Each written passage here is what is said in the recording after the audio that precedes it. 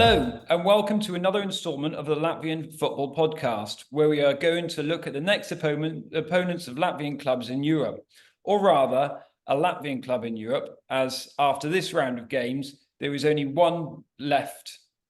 Latvia started with 4 teams in European competitions, RFS in the Champions League, Riga, Auda and Liepāja in the Conference League. After losing to Bodo Glimt in the second qualification round of the Champions League, RFS have now guaranteed at least the league phase of the Conference League after thrashing Andorran champions UE Santa Coloma in the third qualification round of the Europa League, winning 9-0 on aggregate. Auda exceeded all expectation and had made it within a reach of the Conference League playoff round, but ultimately lost out to Kosovo side FC Drita 3-2 on aggregate. So, with only RFS continuing to represent Latvia in Europe, we turn to learn more about their Europa League playoff opponents, the Cypriot champions, APOEL. With me today is Stel of This Is Mappa podcast. Hello, Stel. How are you today? I'm good, mate. Thanks for the invitation. Hope you're well.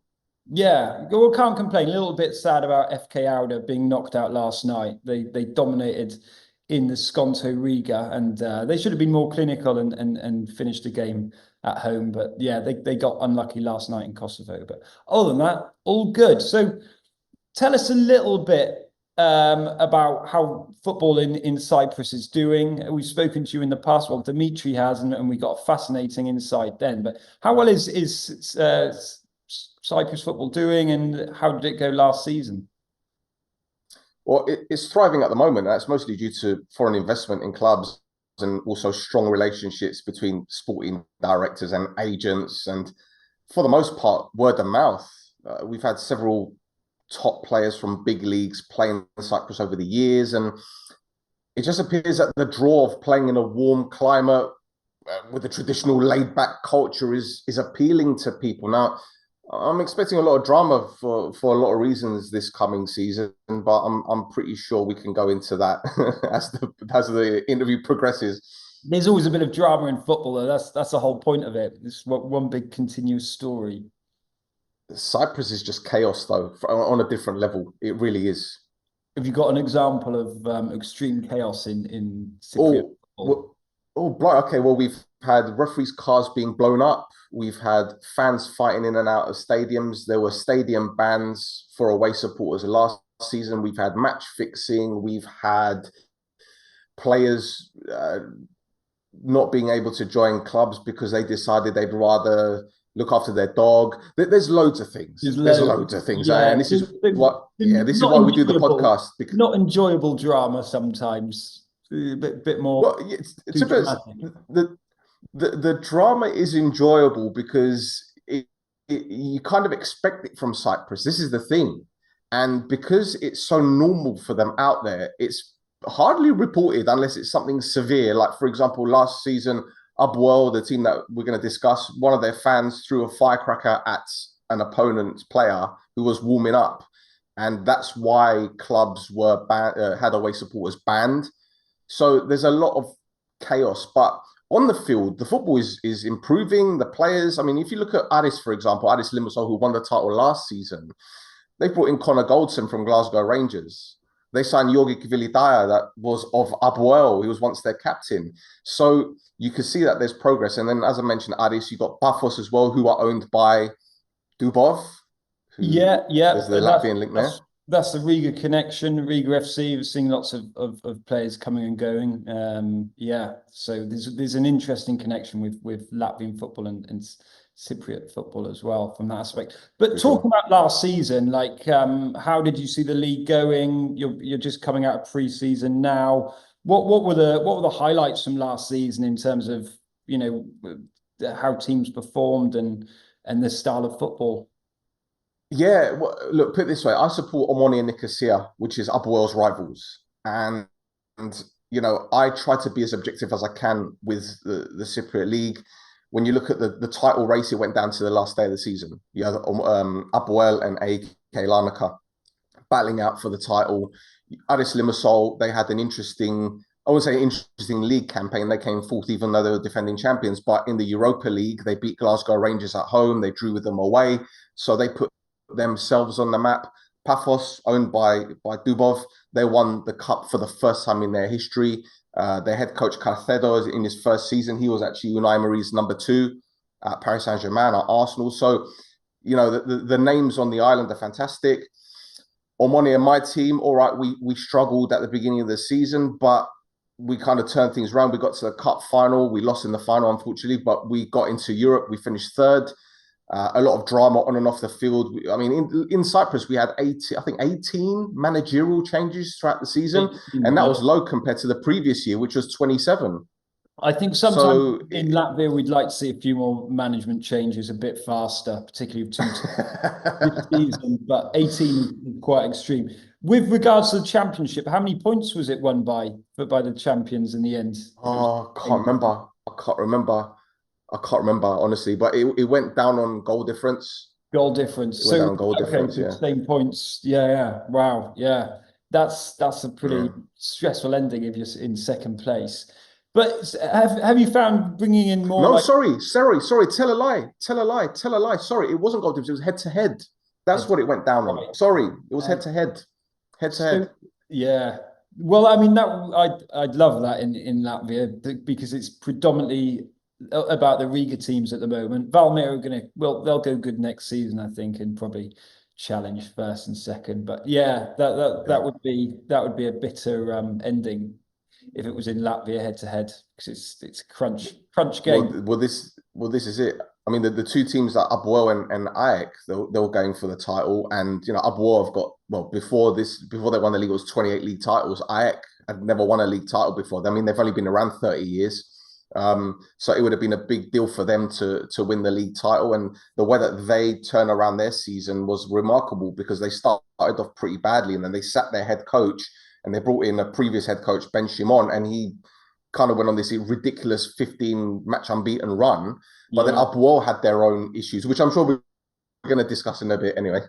That's a 15 game unbeaten is always what brought that 15 game run to an end?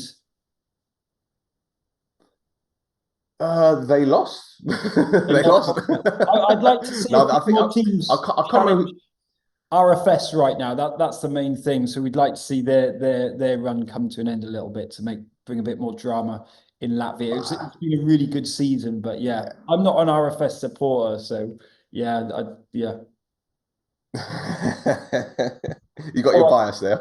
Yeah, I'm definitely biased from that aspect. Moving on, you've spoken about good European Cup runs. 2011 to 12 was a good period for Cypriot football. Your team beat Donetsk, St. Petersburg, Porto, won the group stage. My team. They're not my team. They're not my team. 2016, 2017. I do not support them. Okay, but it's for Cypriot football in Europe, because I think in Latvia we try to get behind the teams as much as possible in Europe. But how have Cypriot teams performed in Europe? Well, I'd love to see what the first Cypriot clubs that would get into the Champions League group stages back in 2008, I believe. But you mentioned APOEL. They're clearly the most successful Cypriot team in Europe. They got to the quarterfinals of the Champions League in 2012. They beat Zenit, they beat Porto and Lyon, and they lost to Real Madrid in the quarterfinals, which is a big deal. They also beat Athletic Bilbao in 2017 in the Europa League, if I'm not mistaken. But then you've got other clubs like Apollon. They got a famous win against Aberdeen also in 2017. My team, Omonia, we've been in and out of the Europa League and the Conference League. I mean, we narrowly lost to Man United twice, a couple seasons ago. And you had AEK Larnaca, who last season almost won the league. They reached the last 16 of the Conference League 2 years ago. They were knocked out by West Ham.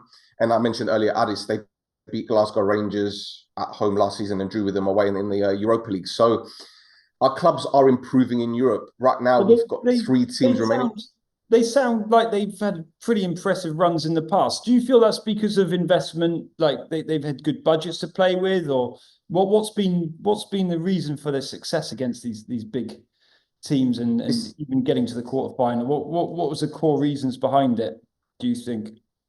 it's difficult to pinpoint exactly where, because if you look at APOEL in 2012, they had some fantastic players like Manduka that had played for Ben Carlton, Solari, various players who have played in bigger leagues that came to Cyprus, and it just clicked.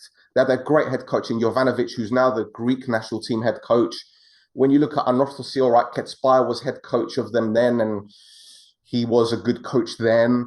But I think it's just mostly due to investment. I think it's due to the academy players that have been breaking through, even though we don't have that many playing in big clubs now, apart from, obviously, Omonia, the only club that really play academy players, if you talk about the big clubs. But I just think that everything has fallen into place, that the structure has been working well, even though there's a culture of sacking managers left, right, and centre, as I mentioned earlier. So it just clicked. It just clicked. And I think now the key factor is the foreign investment, because they're bringing in a lot of higher level players, which is helping. So, at the beginning of the season, we had 4 clubs in Europe. Now we're down to 3, but the 3 are in the playoffs and they've got a good chance of going through. So you just never know. So investment and really good managers have had the biggest impact, and with a bit of academy. Yeah, I'd say, and well. sporting directors as well have been able to bring in the right players, and agents who have been able to push players to come to Cyprus. So it's look, for me, it's bizarre how well they've done, given the island has only got 1 million people. It's unheard of. I think there's a lack of Also, sporting directors sometimes in the Baltics, and there's areas of development that need to be improved, and we're starting to see it quite a lot in the VS Liga now with the development of academies and so on. But moving on then, so sticking to the topic of Europe, the fact that you're typically off season before pre-season, how has that affected playoff games and qualifiers? Are players typically up to match sharpness and fitness, or has that been a setback in the past, coming from pre-season to straight into competitive games? well, I mean, the question about playing European football being challenging, because the league hasn't started yet, would have been a different answer 7-8 years ago. Clubs this summer, I could say for now, the clubs this summer, they started their pre-season preparations at the end of July. Okay, yeah. In fact, most went back 25th. I think APOEL started a week earlier, if I'm not mistaken. But they've got most of their business done by then as well. So that helps. And also, most of the teams played opponents at a higher level in pre-season. Yeah. So I'll give you my team on Monia, for example. We had our pre-season in Poland. We played Maccabi Haifa, again, arguably a higher level, and Rakov, who won the Polish title 2 years ago, I think.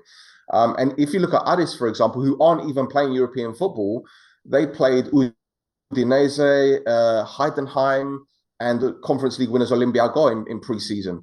Yeah. So I think they're approaching it in a different way, not like they used to, where they would play teams maybe at a lower level in pre-season. So now I think that they're gearing themselves up for clubs that have the same or better stamina or fitness or just everything in general, so that they can try and level up and maybe see where they need to improve. Yeah. So that's interesting. I don't think that the league.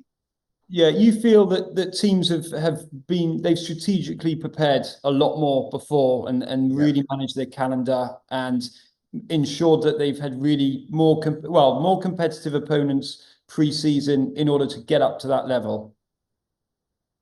Yeah, for sure. And don't forget, in Cyprus, what the Cypriot FA do, to their credit, even I rarely give them their credit, what they do is, if there's a European game before a league game, they often postpone the league game or move it to benefit the Cypriot club. So, for example, APOEL, Omoni, and Buffer, their first game of the season, which is supposed to be next weekend, that's been postponed because they got European games. So it helps the coefficient when the Cypriot teams do better. So that's why the CFA are very happy to postpone games or move them to help the clubs. Yeah. And in terms of pre-season training, obviously, it's pretty impossible to train in 45-degree temperatures. Where do Cypriot clubs train pre-season? Well, Omonia went to Poland. APOEL went to Serbia. I can't remember where Pafos went. where they go, Bulgaria, I can't remember. Aris went to Austria. So a lot of them don't train in Cyprus. In fact, Yeah. even the smaller clubs like Gadmiodisa, they went to Serbia. APOEL went somewhere else. So most clubs don't do their pre-season in Cyprus unless they're a second or third division team. But the second and third division leagues start in September.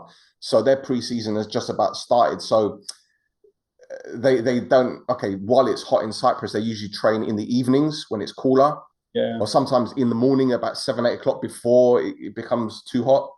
Yeah, are the temperatures often competitive advantages during these qualifiers when, baking temperatures? You'd think so, but don't forget, there's a lot of players that have come from other countries to Yeah. Cyprus this summer, for example. So, I mean, if you talk about the Buffalo game last night against CSKA Sofia, their shirts were soaking because they Yeah. were playing in such humidity and such heat. But the thing is, what we've got to take into account is that Paphos have signed a lot of players from other clubs that this is their first year in Cyprus, so they haven't acclimatized yet. So I Yeah. don't think the heat is an advantage, you know. First season syndrome. You get it in Latvia with the opposite. You get some summers are beautiful here, but short, Mm, and suddenly autumn comes and you've got to toughen up quite yeah. quickly. And then Hmm. start of the season as well. The conditions they can be harsh for any new player coming from a relatively warm climate. But that's what makes the league Yeah, quite fun and competitive as well. So for sure. RFS are playing APOEL FC, APOEL. APOEL, yeah, Yeah, or APOEL as you could call them. APOEL. They've got a 97-year-old club, 22,000 capacity stadium. You've mentioned a few things about them. How have they evolved as a club? Can you share very, very brief, in a nutshell, history about how they've Yeah, yeah. We about and this is a club that was founded in 1926. APOEL represents Greek Cypriot nationalism. In fact, the fans call themselves Aboelines. Now, Elines is a Greek word for Greeks. So it's a clever play on words. But unfortunately, there are some supporters who take the right-wing ideology a little bit too far, but I'm not going to elaborate on that. But trophy-wise, they're the most successful club in Cyprus with 29 league titles, 21 cups. They play in the Gazibi Stadium, which they share with Omonia. In fact, the last social media post I saw about their season ticket sales was 18th of July, and they'd sold about 8,300. But I think it's surpassed about 10,000 by now. I mean, they had 11,000 in the last home game in the last game against Slovan Bratislava in the qualifier, in the Champions League qualifier. And incidentally, a lot of their supporters wear orange, even though their kits are yellow and blue. They wear orange because they're paying homage to the ultras who began wearing orange jackets in the early 90s. And that's due to the film The Clockwork Orange, which has been a big role in football hooliganism. I think it dates back to the 70s, where you'd see English hooligans dressed up as the Clockwork Orange characters just fighting each other. yeah. So a lot of fans in Europe like to wear it, yeah. So Yeah, they recently popped out of the homes not too long ago with what's happened in the UK as well, I guess. But I'd say, are they yes. they're supporters with this sort of state of purpose on what their identity is and what they're there to what the club represents then? Yeah. Hardcore The fan. thing is, yeah, but Joe, you do have your ultras, Yeah, and I think most clubs have them now. In fact, they still do have them. In fact, the ultras are very powerful in terms of decision making. If they don't like a coach, they'll make their feelings heard. And the president of APOEL has got a good relationship with the ultras, which I guess has kept him in power for as long as it has done. yeah.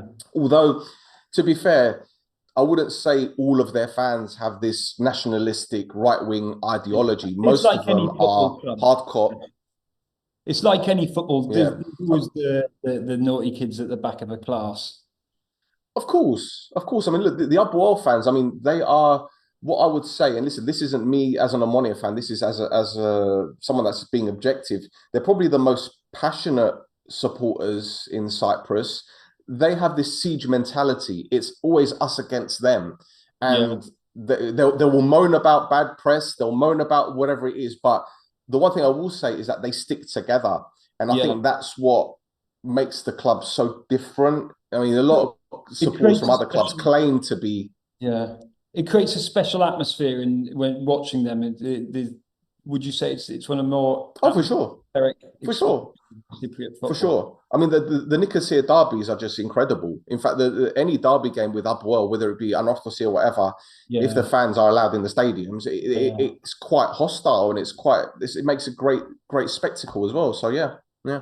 So are they the biggest team in the capital city? Well, you've got Omonia as well, which is my team. So we're always arguing which one is the biggest. Right. We're All always right. We'll move arguing. on. We'll move on. So We're the biggest. We're the to, big. to weaken your enemy a little bit, tell us about where the team's weaknesses are. They've got a very aging squad, I see, lots of experience, but yeah, how they seem to be quite have a lot of older players. Where do you see where they're slightly weaker? Do you know what? It's a difficult one for me to answer honestly, and I'll tell you why. Because Gyel is the new head coach. He replaced Sapinto in the summer. Obviously, he's had preseason. He's had a few games under his belt, and I don't even think he knows his best team. Now, you could argue defensively is a problem.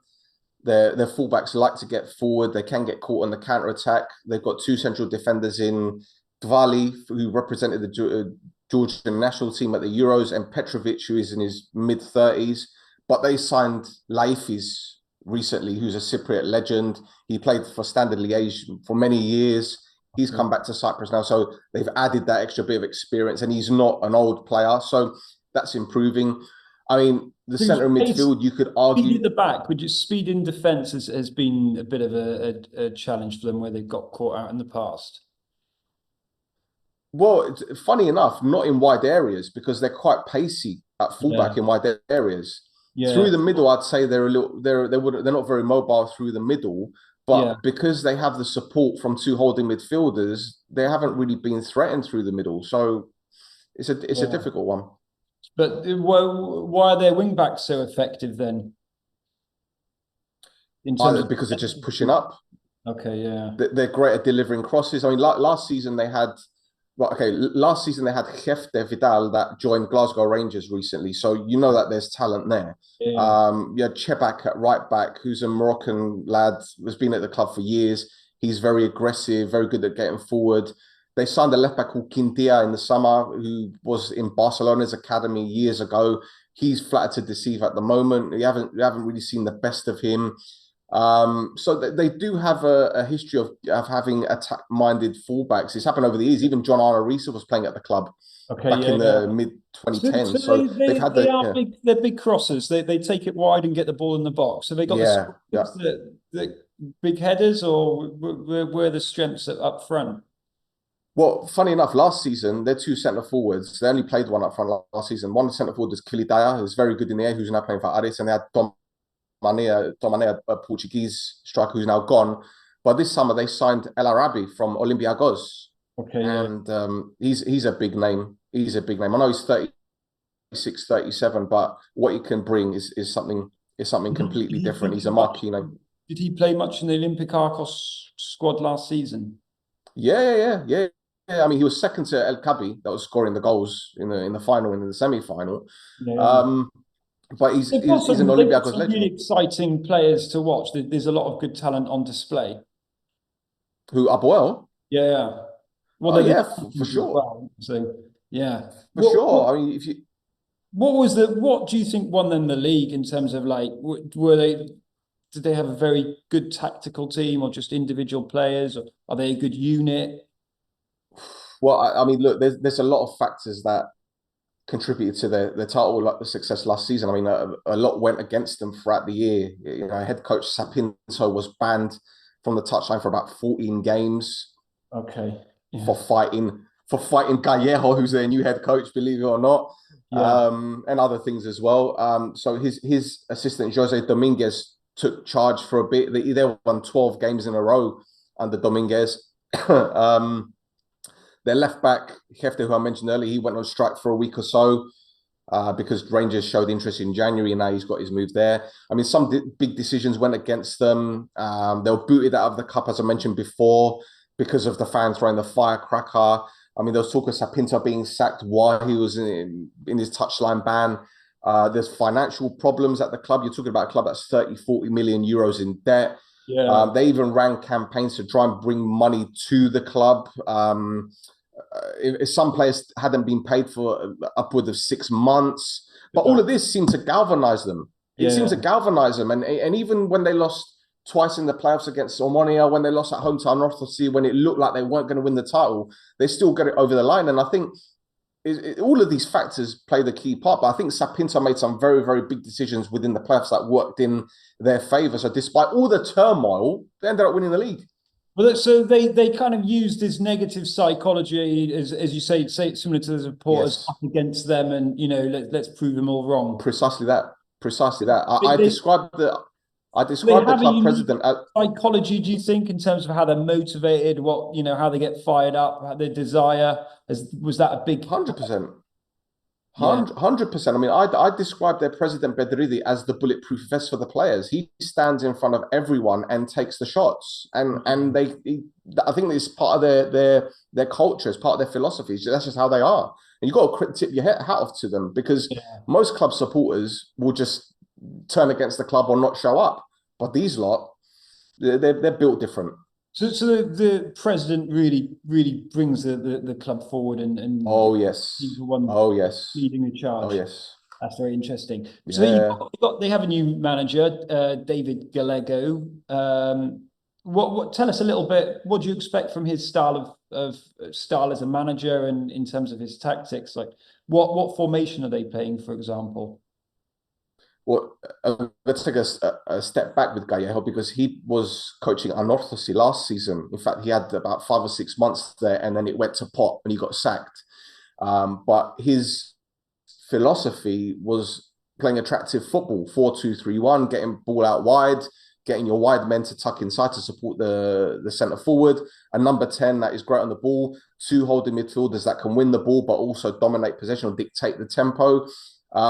So I expected to see that with APOEL, and I saw it in the first couple of games in the Champions League qualifiers. But speaking to APOEL supporters, they're a little bit unhappy with Gyel because he constantly changes his system. He might go 4-2-3-1, he might go 4-3-3, he might go 4-4-2. In fact, the last game against Slovan Bratislava, he went 5-1-1-3. So it was a very. It's like he changes his system. He's not found his system yet. Do you feel he's no? And they're still bringing in players as well. Yeah, they're still bringing in players. Okay. So I mean, they've got Max Meyer, this German that has hardly played, but he looks to be full of potential. So So a lot of new players that haven't quite gelled into the squad yet, and they don't quite know where their tactics are. So there's still teething work in progress issues. Okay, interesting.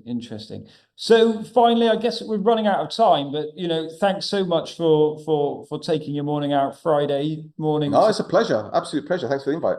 What do you expect the outcome to be? Have you looked at RFS this season? And I'll be honest with you, I haven't had the chance to. I've been so busy doing the podcast, because don't forget, Omonia played and then Buffalo played, so I haven't really had the chance to look at APOEL's opponents. I don't know too much about them, but you cannot take any club lightly, especially at this stage of the competition, the playoffs. APOEL fans are demanding; they demand to win. Like I said, I don't know anything about the opponents, but I'm going to tread carefully with this. I don't want to disrespect the Latvian side, so I'm just going to sit on the fence and say I don't know. They're a good team, and they're a unified team, and on their day they can turn up, but we'll see what happens. I think these qualifiers and these European competitions, the fractions of errors have been the deciding moments. And I think anything can happen. I mean, we've seen in Latvian clubs perform really well and then not quite get where they needed to get to, and that was partly down to not being ruthless and clinical enough at the end of it. So well, it should be an exciting game, and we'll see what happens. But thank you so much for talking today. And on that note, that's all. And may the best team win.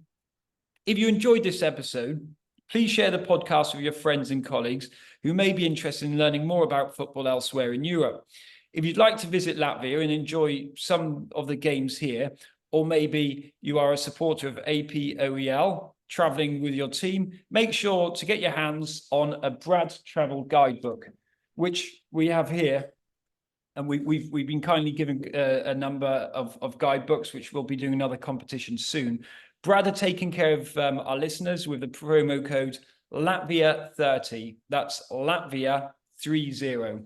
Also, please follow us on social media. We're on Twitter, Instagram, and TikTok. And leave a comment on your thoughts about the outcome of this game. And speaking of the outcome of this game, if you'd like a better outcome on your facial hair or body hair, our friends at Manscaped have you covered with a range of new beard grooming products that you can get your hands on with a 20% discount using a special promo code LFP20. That's LFP20 if you want 20% off Manscaped products. Visit manscaped.com for 20% off your purchases. And on top of that, you get some free shipping. But for now, keep loving football, keep up the conversation, and let's hear your thoughts. Thank you for your time.